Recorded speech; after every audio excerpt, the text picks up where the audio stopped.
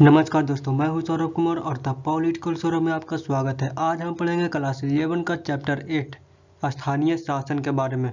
दोस्तों यह वीडियो का पार्ट 1 है, यानी पार्ट 1 है, और अगला पार्ट आपको डिस्क्रिप्शन बॉक्स में मिल जाएगा पार्ट 2 का वीडियो।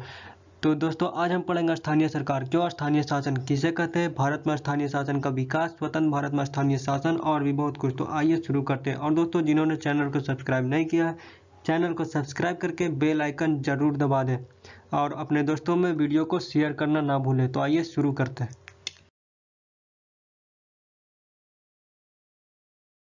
संविधान का 73वां और 74वां संशोधन।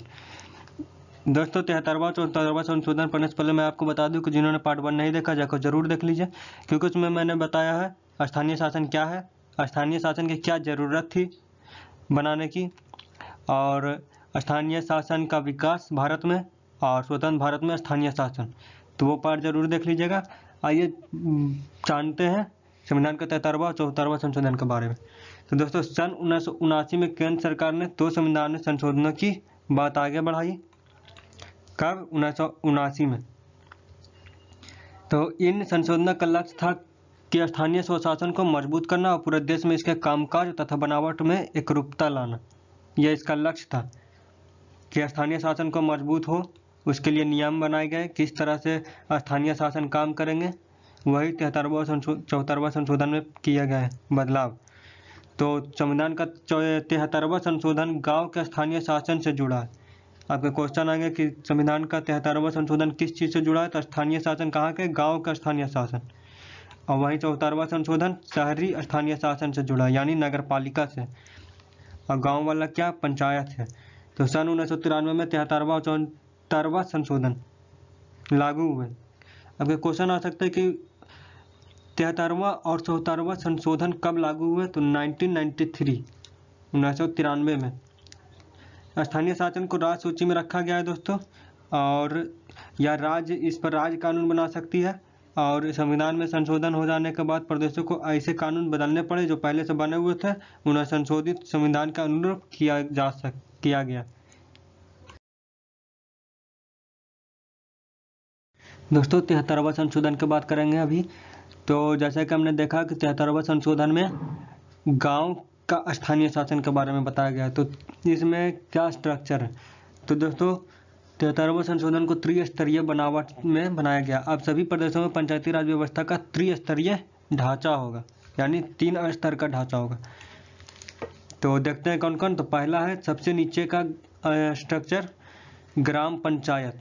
सबसे नीचे ग्राम पंचायत आती है। ग्राम पंचायत के दायरे में एक या एक से ज़्यादा गांव होते हैं, एक गांव या एक से ज़्यादा गांव।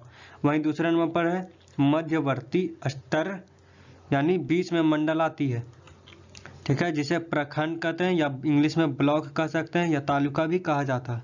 यह बीच वाला, जो प्रदेश आकार में छोटे हैं, वहाँ मंडल या तालुका पंचायत को बनाने की ज़रूरत नहीं है, ठीक है। तीसरा है सबसे ऊपर वाले पायदान पर जिला पंचायत, जो सबसे ऊपर है। यह हो गया जिला पंचायत, यह हो गया ग्राम पंचायत, यह हो गया बीच वाला मंडल यानी ब्लॉक जिसे हम कहते हैं। तो सबसे ऊपर हो गया क्या पायदान पर? जिला पंचायत। इस दायरे में जिले का पूरा ग्रामीण इलाका आता है।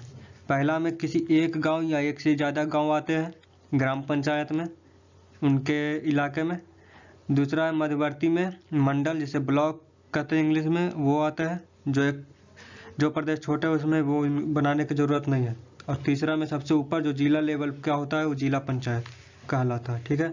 संविधान के 73वें संशोधन में कहा गया है कि ग्राम सभा अनिवार्य रूप से बनाई जानी चाहिए, और पंचायती हल्के में मतदाता के रूप में दर्ज हर वयस्क व्यक्ति ग्राम सभा का सदस्य होता है, ठीक है। पंचायती हल्के में जितने भी मतदाता आते हैं, जितना भी वयस्क है, यानी 18 साल से ऊपर है, वो ग्राम सभा का मतदाता होता है। तीसरा है ग्राम सभा की भूमिका और कार्य का फैसला प्रदेश के कानून से होता है, ठीक है, या किसी राज्य के कानून से इसका फैसला होता है। ग्राम सभा का भूमिका पर और राज्य कार्य का फैसला कि किस तरह से वो कार्य करेगी, यह राज्य के कानून के हिसाब से होता है, ना कि केंद्र के कानून के हिसाब से। दोस्तों अब हम जानते हैं कि पंचायती राज संस्थाओं में चुनाव के बारे में। तो दोस्तों चुनाव इसमें तीनों संस्थाओं में, यानी गांव स्तर पर, जिला स्तर पर और ब्लॉक स्तर पर, तीनों स्तर पर सीधे चुनाव जनता करती है। ठीक है, सीधे जनता द्वारा तीनों संस्थाओं को में चुना जाता है और हर पंचायती निकाय की अवधि 5 साल के लिए होती है। क्वेश्चन आएगा आपके एग्जाम में कि कितने साल के लिए होती है पंचायतों की अवधि, पंचायत निकाय की, तो 5 साल।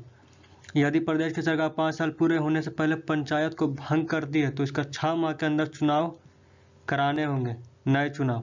अगर किसी वजह से सरकार 5 साल से पहले उनको भंग कर देती है, ठीक है, तो 6 माह के अंदर नए चुनाव हो जाने चाहिए। और संविधान के 73वें संशोधन से पहले जिला पंचायती निकायों में चुनाव अप्रत्यक्ष विधि से होते थे, यानी जब संविधान का 73वां संशोधन नहीं हुआ था उससे पहले इसमें अप्रत्यक्ष विधि से होते थे चुनाव, डायरेक्ट जनता नहीं करती थी। दूसरा है आरक्षण। तो सभी पंचायती संस्थाओं में 1/3 महिलाओं के लिए आरक्षित है। 1/3 क्या सीट महिलाओं के लिए आरक्षित है। तीनों स्तरों पर अनुसूचित जाति और अनुसूचित जनजाति के लिए सीट में आरक्षण की व्यवस्था की गई है। तीनों स्तरों पर, ऊपर जो बताया मैंने, जिला, ग्राम और ब्लॉक लेवल पर, तीनों पर अनुसूचित जाति और अनुसूचित जनजाति के लिए आरक्षण की व्यवस्था की गई है। अनुसूचित जाति और अनुसूचित जनजाति क्या है ये नहीं जानते हैं, शेड्यूल ट्राइब और शेड्यूल कास्ट, तो जा करके चैनल पर देख लीजिए, इस पर शॉर्ट वीडियो बनाया गया है। यह व्यवस्था जनसंख्या के अनुपात में की गई है, यानी जनसंख्या के अनुपात में इन्हें बनाया गया है, बांटा गया है। दोस्तों विषयों का स्थानांतरण, यानी 29 विषय, ऐसे 29 विषय हैं जो पहले राज्य सूची में थे, अब उन्हें कहाँ करना, स्थानीय पंचायती राज संस्थाओं को हस्तांतरित करना है। ठीक है, ऐसे 29 विषय थे जो पहले कहाँ थे, राज्य सूची में थे, लेकिन उन्हें 11वीं अनुसूची में दर्ज कर लिया गया है। क्यों कि इन विषयों को पंचायती राज संस्थाओं को हस्तांतरित किया जाना है, उन्हें देना है। अधिकांश मामले में इन विषयों का संबंध स्थानीय स्तर पर होने वाले विकास और कल्याण के कार्य से होता है, यानी यह ज़्यादातर स्थानीय मामले इसमें है, स्थानीय विषय है। इन कार्यों का वास्तविक हस्तांतरण प्रदेश के कानून पर निर्भर है और हर प्रदेश यह फैसला करेगा कि इन 29 विषयों में से कितने को स्थानीय निकाय के हवाले करना, या मतलब 29 विषयों में से कितने को स्थानीय सरकार को देना है, यह फैसला कौन करेगा, किसी राज्य का कानून करेगा, कोई राज्य ही करेगा। ठीक है, तो 11वां अनुसूची में दर्ज कुछ विषय यहाँ दिए गए हैं दोस्तों। पहले कृषि है, लघु सिंचाई, जल प्रबंधन, जल संचय का विकास।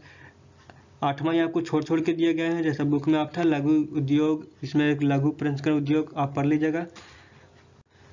सड़क, पुलिया, ग्रामीण विद्युतीकरण, गरीबी उन्मूलन कार्यक्रम, इनमें प्राथमिक और माध्यमिक स्तर की शिक्षा है। देखिए यहाँ प्राथमिक और माध्यमिक स्तर की, उच्च स्तर की नहीं। तकनीकी प्रशिक्षण और व्यावसायिक शिक्षा, पुस्तकालय, सांस्कृतिक गतिविधि, बाजार मेला, परिवार नियोजन, महिला और बाल विकास, सामाजिक कल्याण, कमजोर तबके का कल्याण, खासकर अनुसूचित जाति और अनुसूचित जनजाति का, सार्वजनिक वितरण प्रणाली। तो ये सब थे 11वीं अनुसूची में दर्ज कुछ विषय। दोस्तों राज्य चुनाव आयुक्त, यानी जो राज्य में चुनाव कराएगा, तो प्रदेशों के लिए जरूरी है कि वह एक राज्य चुनाव आयुक्त नियुक्त करे। ठीक है, इस आयुक्त की जिम्मेवारी पंचायती राज संस्थाओं के चुनाव कराने की होगी, यानी राज्य चुनाव आयुक्त की जिम्मेवारी क्या है, पंचायती राज संस्थाओं के चुनाव कराना उनमें। ठीक है, तो पहले यह काम कौन करता था, जब राज्य चुनाव आयुक्त नहीं होते थे, राज्य चुनाव आयुक्त नहीं होते थे, तो पहले ये काम प्रशासन करता था, प्रदेश का, किसी राज्य का प्रशासन जो राज्य के सरकार के अधीन होता था, उन्हीं के इशारे पर करता था। तो भारत के चुनाव आयुक्त के समान प्रदेश का चुनाव आयुक्त भी स्वायत्त है, यानी भारत का चुनाव आयोग दोस्तों यहाँ अलग होता है, जो राज्यों के चुनाव कराता है, लेकिन ये राज्य चुनाव आयुक्त पंचायती राज संस्थाओं में चुनाव कराते हैं। ठीक है, ये राज्य चुनाव आयुक्त है। तो प्रदेश का चुनाव आयुक्त एक स्वतंत्र अधिकारी होता है, उसे भारत के चुनाव आयुक्त से कोई संबंध नहीं होता, यानी ये जो राज्य का चुनाव आयुक्त है, इसे भारत के चुनाव आयुक्त से कोई संबंध नहीं है, ये अपना जगह पर स्वतंत्र है, अब वो अपना जगह पर। और राज्य वित्त आयोग, तो प्रदेश की सरकार के लिए हर 5 वर्ष एक प्रादेशिक वित्त आयोग बनाना जरूरी है। दोस्तों तो प्रदेशों की सरकार हर 5 साल में क्या बनाना जरूरी है, एक वित्त आयोग बनाना जरूरी है, जो क्या करेगा कि यह आयोग प्रदेश में मौजूद जितने भी स्थानीय शासन हैं उनकी माली हालत का जायजा लेगा। और यह एक तरफ से प्रदेश और स्थानीय शासन की व्यवस्थाओं के बीच, तो दूसरी तरफ शहरी और ग्रामीण स्थानीय शासन की संस्थाओं के बीच राजस्व के बंटवारे का पुनरावलोकन करेगा, उसका गहन अध्ययन करेगा। राज्य वित्त आयोग दोस्तों, यह आयोग इसलिए बनाया गया है कि स्थानीय शासन को, ग्रामीण स्थानीय शासन को धन आवंटित करना राजनीतिक मसला ना बने कि राजनीति कोई कर रहा है उसके वजह से इन पैसों को रोक दिया जाए, ऐसा नहीं हो, इसलिए। ठीक है दोस्तों, अब पढ़ेंगे हम 74वें संशोधन के बारे में। अब तक मैंने पढ़ा क्या, 73वें संशोधन के बारे में हमने पढ़ा, जो कि गाँवों के स्थानीय शासन से रिलेटेड थे। 74वें संशोधन में हम पढ़ेंगे जो कि शहरों का स्थानीय शासन से रिलेटेड है, यानी नगर पालिका से। तो दोस्तों, शहर, इससे पहले हम जानते हैं कि शहरी इलाका किसे कहते हैं, कि शहर किसे कहेंगे, कौन सा इलाका शहर में आएंगे। तो शहरी इलाका होने के लिए दोस्तों यह जरूरी माना गया है जैसे कि कम से कम 5000 की जनसंख्या हो। कितनी हो, किसी भी इलाका को शहरी इलाका तभी कहेंगे जब कम से कम उसमें 5000 की जनसंख्या हो, और इस इलाके के कामकाजी पुरुष में कम से कम 75% खेती बाड़ी के काम से अलग माने जाने वाले पेशे हों, यानी खेती बाड़ी के लोग 25% हों या उससे कम, और 75% के आसपास दूसरे रोजगार करने वाले, दूसरे व्यवसाय करने वाले लोग हों। तीसरा दोस्तों, जनसंख्या का घनत्व कम से कम 400 व्यक्ति प्रति वर्ग किलोमीटर हो, यानी प्रति वर्ग किलोमीटर में 400 व्यक्ति होने चाहिए जनसंख्या के घनत्व, तब हम उन्हें क्या कहेंगे, शहरी इलाका। भारत के 28% आबादी शहरी इलाके में रहते हैं 2001 के जनगणना के अनुसार। ठीक है, तो 73वें संशोधन के सभी प्रावधान मसलन दोस्तों कि जो चीज़ें 73वें संशोधन में मैंने पीछे बताया, पीछे पढ़ा हमने, वही चीज़ें 74वें संशोधन में लागू होती है।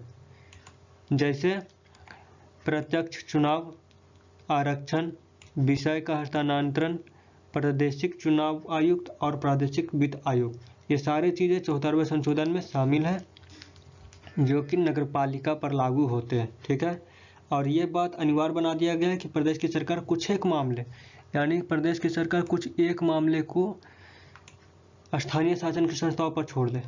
जो कार्य 11वीं अनुसूची में लिखे गए हैं, जो मैंने पीछे बताया कि 11वीं अनुसूची में कौन कौन से कार्य आते हैं, उसमें से कोई एक मामले को कम से कम छोड़ दे। किनके लिए, स्थानीय शासन के लिए। दोस्तों, स्थानीय निकाय में एक प्रॉब्लम यह है, उनको पैसे से रिलेटेड दिक्कतें आती रहती है। तो स्थानीय निकाय प्रदेश और केंद्र सरकार पर वित्तीय मदद के लिए निर्भर होते हैं। ठीक है, पैसों की मदद के लिए वो कमाते कम हैं और खर्च ज़्यादा करते हैं, इसलिए इन पर क्या हुआ, कारगर ढंग से काम करने सकने की उनकी क्षमता जो है कमज़ोर हुई है, उनका बहुत ही क्षरण हुआ है। तो दोस्तों, ये हमेशा अनुदान देने वालों पर निर्भर रहते हैं। तो दोस्तों, आज के लिए इतना ही। चैनल को सब्सक्राइब करके बेल आइकन ज़रूर दबा दें। मिलते हैं अगले वीडियो के साथ। वीडियो को शेयर ज़रूर करें अपने दोस्तों में। चलिए, तब तक के लिए धन्यवाद।